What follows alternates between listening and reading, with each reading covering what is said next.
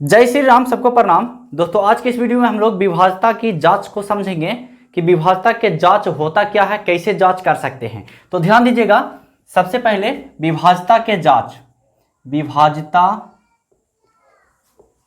का जांच अब जांचिए, आप चाहे जैसे जांचिए, है ना। जैसे जांचिए नहीं, रूल होता है, नियम होता है, ठीक ना, जिसको बोलते हैं टेस्ट ऑफ डिजिबिलिटी। चलिए देखिए, सबसे पहले विभाज्यता के जांच के लिए दो का रूल कुछ ही बोलता है, रूल ऑफ टू। देखिए, दो के नियम कुछ ही बोलता है कि यदि कोई संख्या दिया हुआ है, उसके अंतिम में जीरो या सम संख्या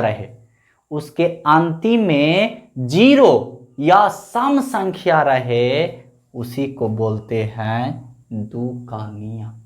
मतलब कि दो के काटे वाला नियम, दो का नियम नहीं बोलते हैं। जैसे कि मान लीजिए 5 2 4 6 2 दे दे और बोले कि बताइए दो से कटेगा कि ना, तो झट से लास्ट वाला देखिए और फट से बता दीजिए कि हाँ ये दो से कटेगा। क्यों? क्योंकि शुरू वाला संख्या लास्ट वाला संख्या दो से कट रहा, इसलिए पूरा संख्या कैसे कटेगा? दो से। तो अंतिम में जीरो रहे या फिर सम संख्या रहे तो पूरा संख्या कैसे कटेगा? दो से। अगर दो से याद हो गया तो आप चार से भी याद कर सकते हैं। देखिए, चार में दो गुना दो आता है, इसका मतलब है कि जिसके अंतिम में दो अंक अगर चार से विभाजित है, जिसके अंतिम में देखो दो आया ना, दो आया ना, तो जिसके अंतिम में दो अंक चार से विभाजित है वो पूरा संख्या कैसे विभाजित है? चार से। तो लास्ट वाला देखिए तो 12 चार से कटता है, तो ये पूरा संख्या कैसे कटेगा? चार से कटेगा। ये पूरा के पूरा संख्या चार से कट जाएगा। अगर लास्ट में 12 जो है वो चार से कटेगा, तब 12 तो चार से कटता है, तो पूरा संख्या चार से कट जाएगा। अगर चार जान गए तो आप लोग 8 भी जान जाइएगा। 8 के नियम कुछ देखिए, 8 में दो गुना दो के खबा दो, तीन खबा। इसका मतलब कि अंतिम के अगर तीन अंक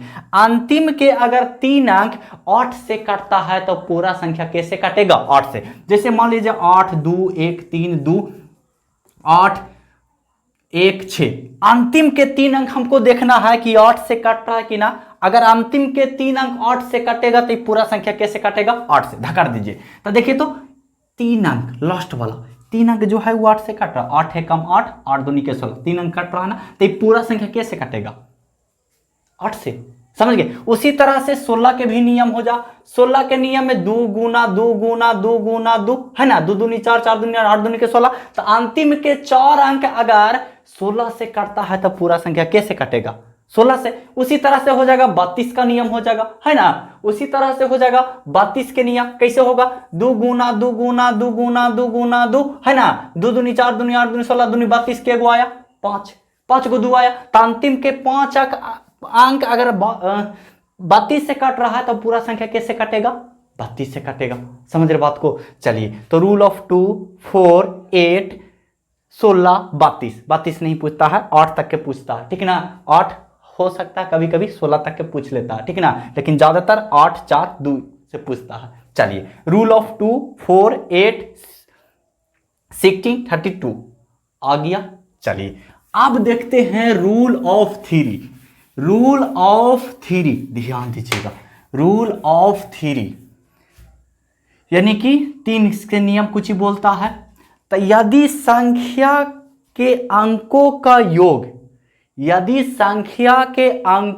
योग 3 से कटे तो पूरा संख्या कैसे कटेगा? 3 से। जैसे कि 2 4 6 2 1 3 ले लिए संख्या, इसका अंकों का योग अगर 3 से कटेगा तो पूरा संख्या कैसे कटेगा? 3 से। तो इसको जोड़िए, 4 2 6 6 12 2 14 15 15 3 18। 18 जो है बताइए 3 से कट रहा है?